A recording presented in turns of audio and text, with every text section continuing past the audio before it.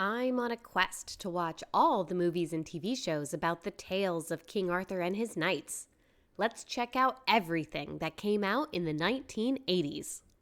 Excalibur is an American film from 1981.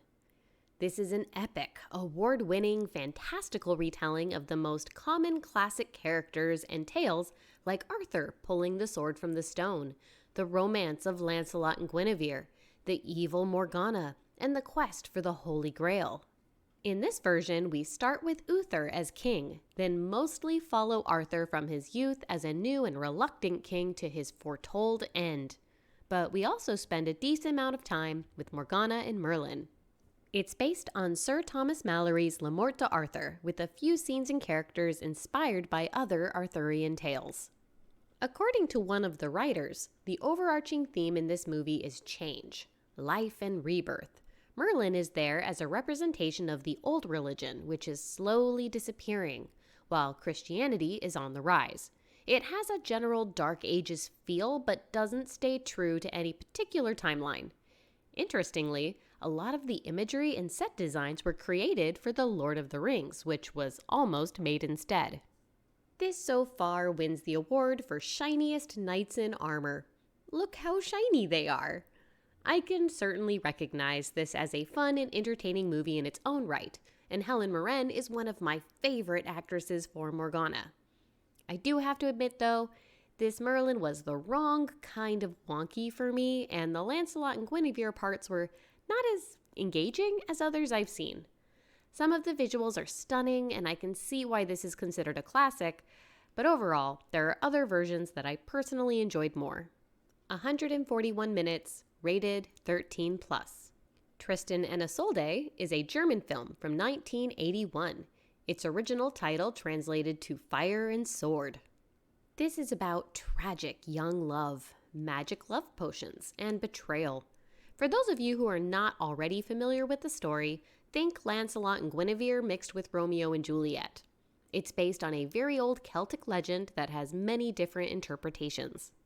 This version of the tale closely follows both Tristan and Isolde, watching as they innocently fall in love and then are caught up in politics. The movie emphasizes how destructive love can be to both the people in love and the other people they care about. Typically, this story would take place during the time of King Arthur. However, this movie doesn't state exactly when it takes place other than to tell us at the very beginning, welcome to the Middle Ages.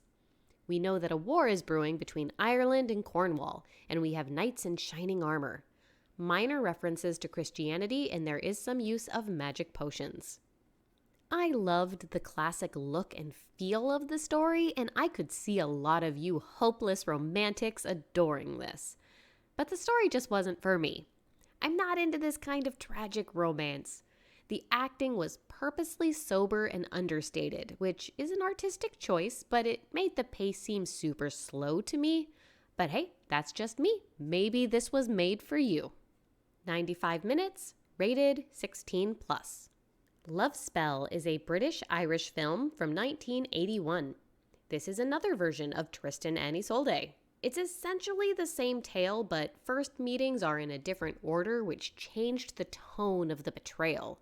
The characters' actions all around are also a lot more purposeful and cruel.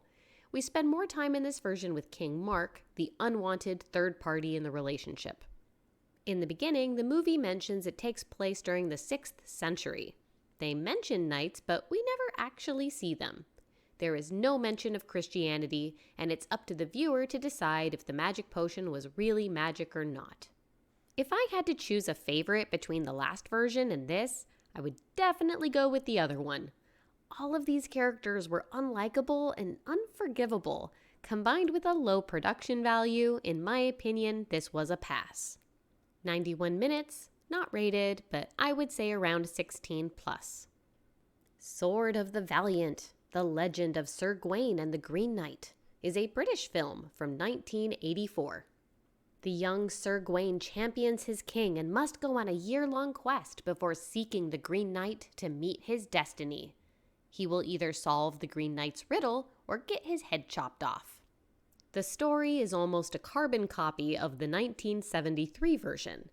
only this time with a better flowing script and Sean Connery. The story's main premise is based on the original tale of Sir Gawain and the Green Knight from the 14th century. However, the trials he goes through are based on different Arthurian tales.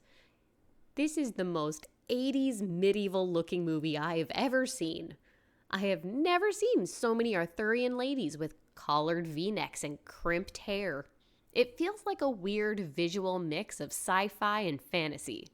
There are minor mentions of Christianity and a lot of mysterious magic. I can't in all seriousness call this a great movie. There were parts of it that were very slow and silly, but I enjoyed it as a high fantasy comedy. Every time Sean Connery was on the screen, I was happy. That man can make anything worth watching. 102 minutes, rated 13+.